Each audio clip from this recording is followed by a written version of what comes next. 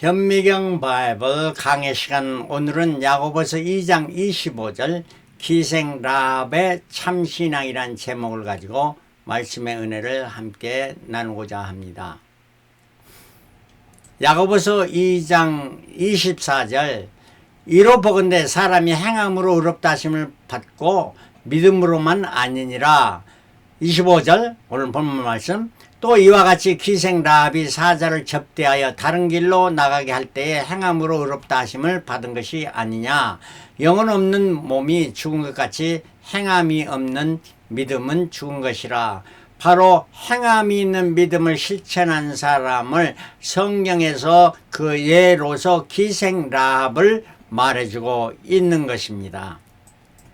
자, 기생 라합의 사건은 여호수아 2장에 기록되었는데, 여호수아 2장 1절에 눈의 아들 여호수아가 시딤에서 두 사람을 정탐으로 가만히 보내며 그들에게 이르되 가서 그 땅과 여리고를 엿보라 하며 그들이 가서 라합이라는 기생의 집에 들어가 거기서 유숙하더니, 저들이 시딤은 이스라엘 요단강 건너기 전 마지막에 집결해 있던 장소가 시딤입니다. 이 시딤에서 이스라엘 백성이 민수기 25장 1절에 이스라엘 시딤에 머물러 있더니 그 백성이 모압 여자들과 음행하기를 시작하는, 음행했던 장소 이 시딤인데, 그곳에 머물러 있어서 그 모압 여자들과 음행하면서 이스라엘 많은 사람들이 죽게 되었던 그러한 장소에서 이제 그때에 여호수아가 정탐꾼을 보냈습니다. 두 정탐꾼, 두 스파입니다.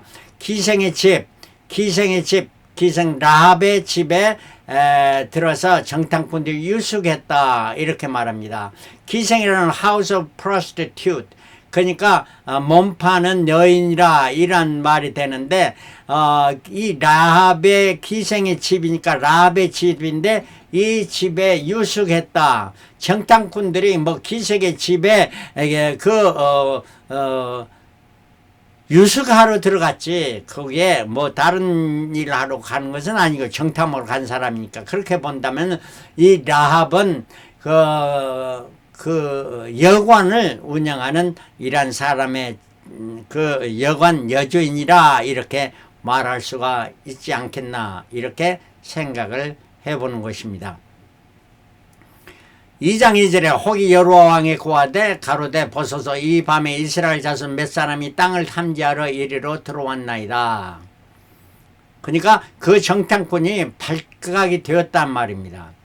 3절에 여호와 왕이 라합에게 기벌하여 가로되 내게로 와서 내 집에 들어간 사람 끌어내라. 그 간첩들을 끌어내라. 그들은 이 온 땅을 탐지하러 왔느니라. 이렇게 여리고 왕이 라합에게 명령을 했습니다. 근데 이때 라합은 갈등이 갔겠지요. 자, 정탐꾼을 살려야 될까 아니면 죽을까? 이 라합이 신앙인이 아니었다면은 분명히 정탐꾼을 알려서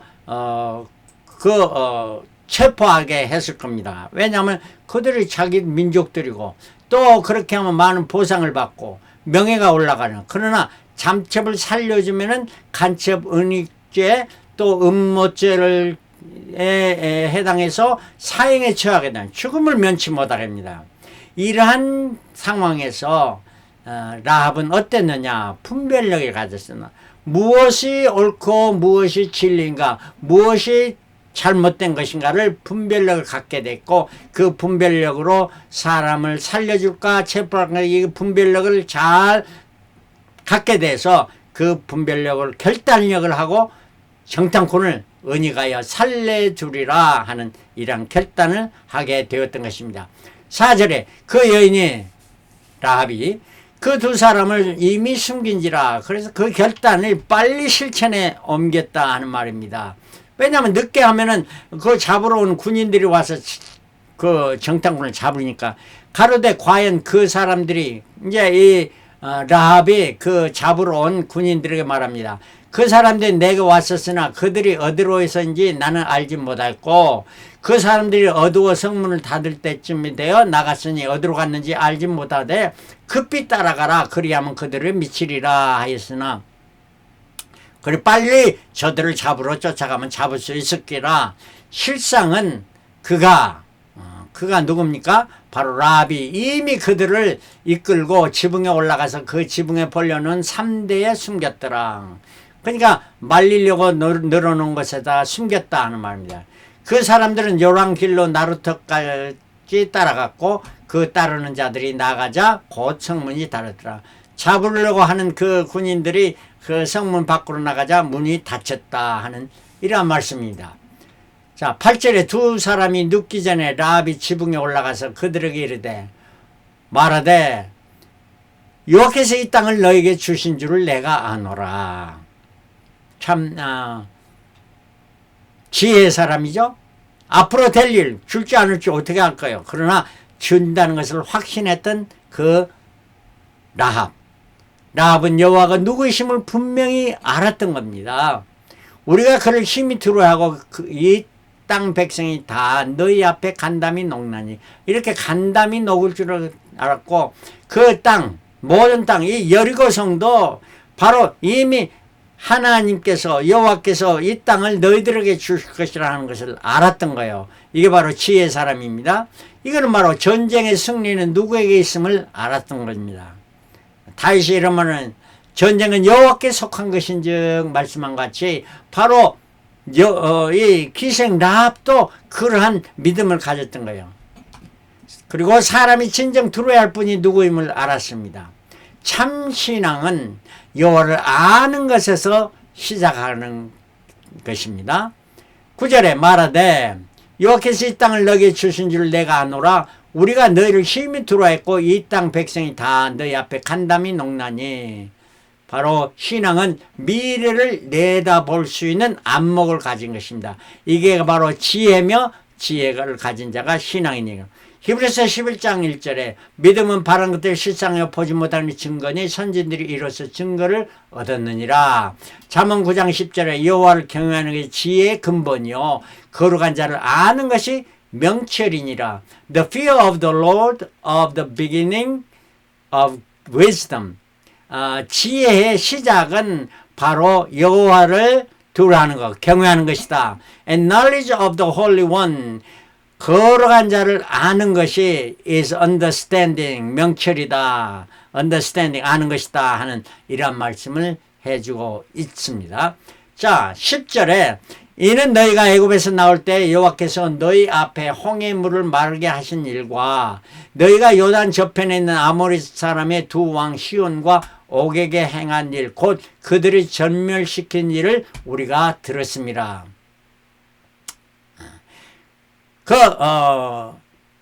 기생 라합이 그러니까 그곳에 있는 사람들이 들었는데 뭘 들었느냐? 저 이스라엘 백성이 애굽의 노예에서 많은 사람들이 이렇게 홍해를 건너서 왔다. 이 사건은 뭡니까? 40년 전에 홍해 사건의 이야기입니다. 홍해를 건넌 사건. 바로 이 기생 라합은 아직 40세까지는 되지 않았으리라 믿어지는데요. 자, 그렇다면 자기가 낳기 전에 이란 옛날 40년 전에 그 사건을 듣고 믿었다는 겁니다. 바로 우리가 믿는 것은 우리 오늘에 있는 일만이 아니고 말씀을 통해서 하나님의 약속의 말씀, 성경 말씀을 통해서 태초에 하나님이 천지를 창조하시니라. 이때부터 우리가 믿는 이러한 것을 듣고 믿는 것이 바로 신앙이다 하는 것입니다. 그럴 뿐 아니라 최근에 요단강 건너편에 이스라엘 너희들이 강국인 저 시온과 옥 두 왕을 그 나라를 전멸시킨 사건을 듣고 믿었다는 것입니다. 과거의 사건을 믿었을 뿐만 아니라 현재의 사건도 믿었다는 겁니다. 바로 신앙은 우리가 과거의 구약의 사건을 믿을 뿐만 아니라 신약의 사건을 믿는 것이 참 신앙이다 하는 이러한 말씀이 되겠습니다. 자, 11절에 우리가 듣자 곧 마음이 녹았고 너희의 영으로 사람이 정신을 잃으니 너희 하나님 여호와는 상천하지의 하나님이시라. 기생 라합의 고백입니다.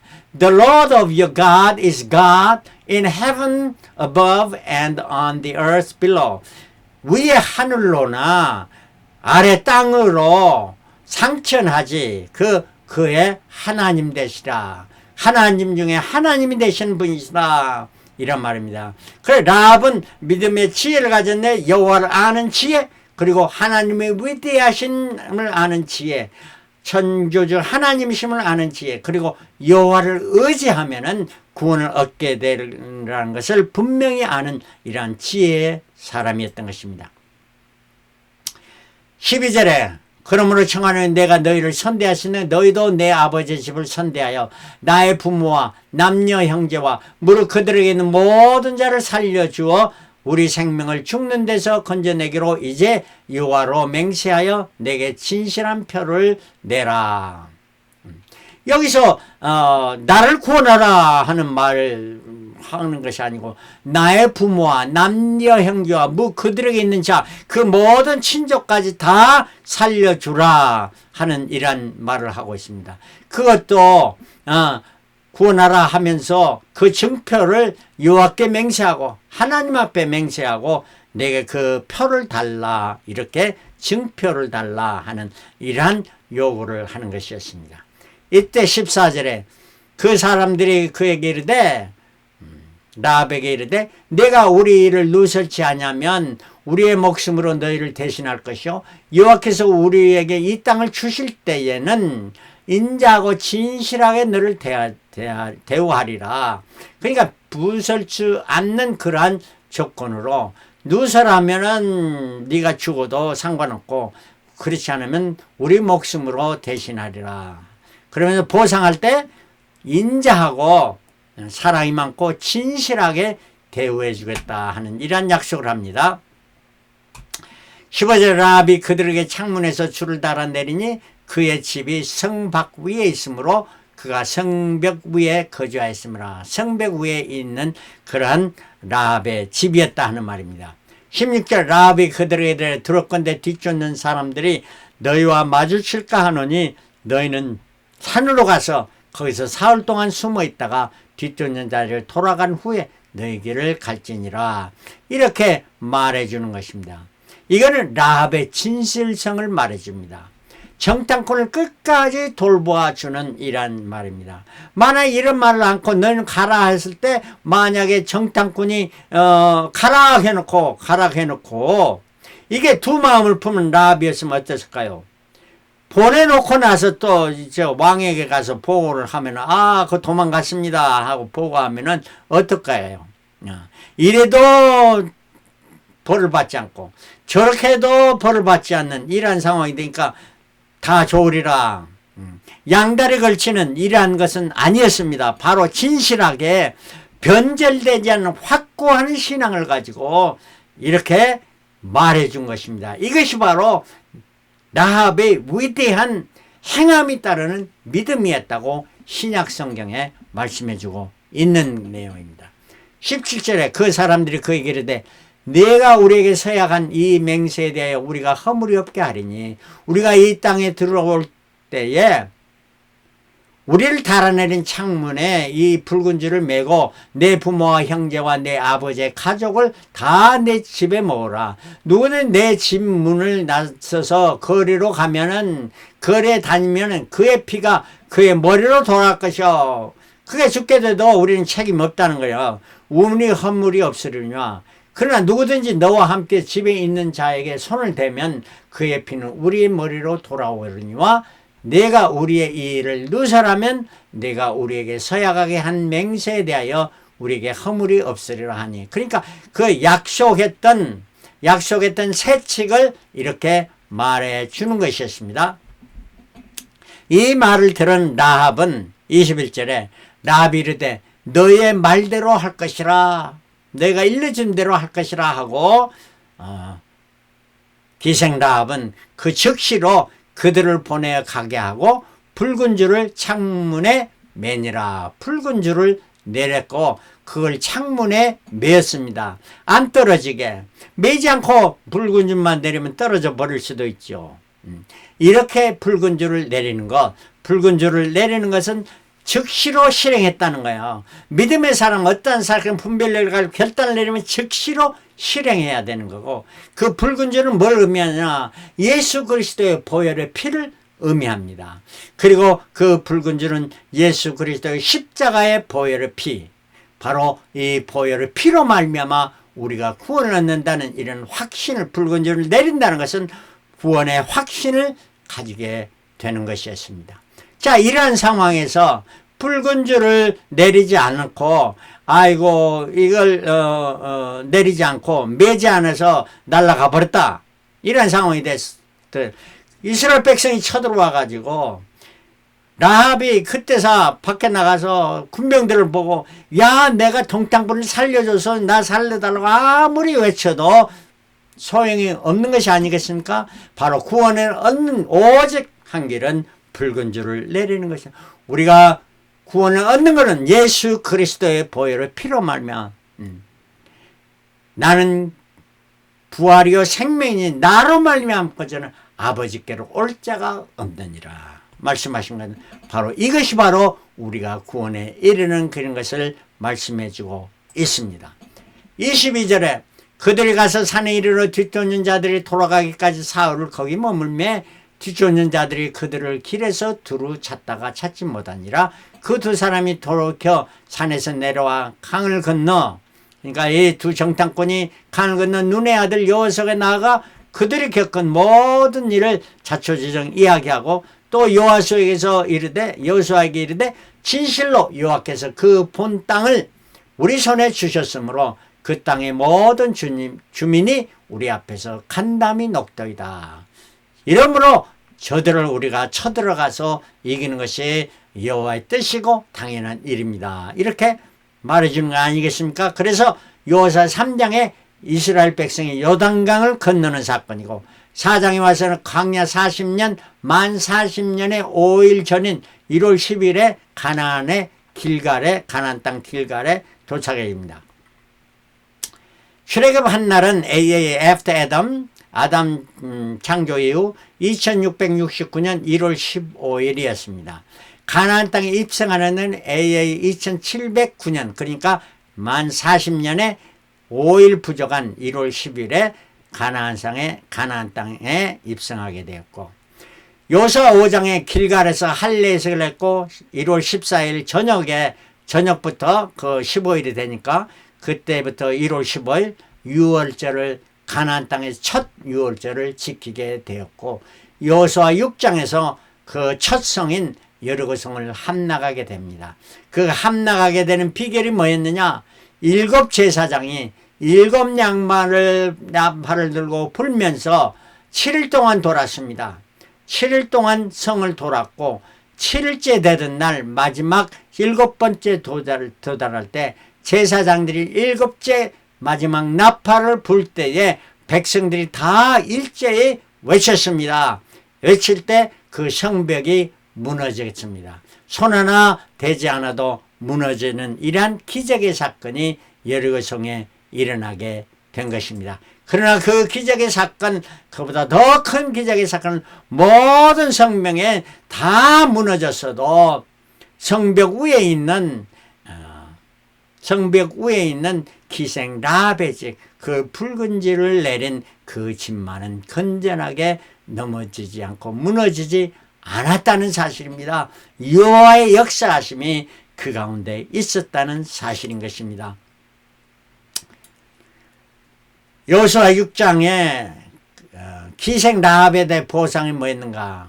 23절 정탐한 젊은이들이, 그러니까 두 젊은이들이 들어가서 라합과 그 부모와 그의 형제와 이끌어내고, 또 그 친족도 다 이끌어내요. 그들을 이스라엘 진영 밖에 두니까 이스라엘 진영 밖으로 더 안전하게 두고, 25절에 여호수아가 기생 라합과 그 아비의 가족과 그에 속한 모든 것을 살렸으므로, 그러니까 사람만 살릴 거냐, 그의 소유물도 살렸다 하는 말입니다. 보존해 줬다. 그가 오늘까지 이스라엘 중에 거하였으니 이는 여호수아가 여리고를 탐지하려 보낸 사자를 숨겼습니다. 정탐꾼을 숨겨주었기 때문입니다. 이렇게 보상을 받게 되었다는 것입니다.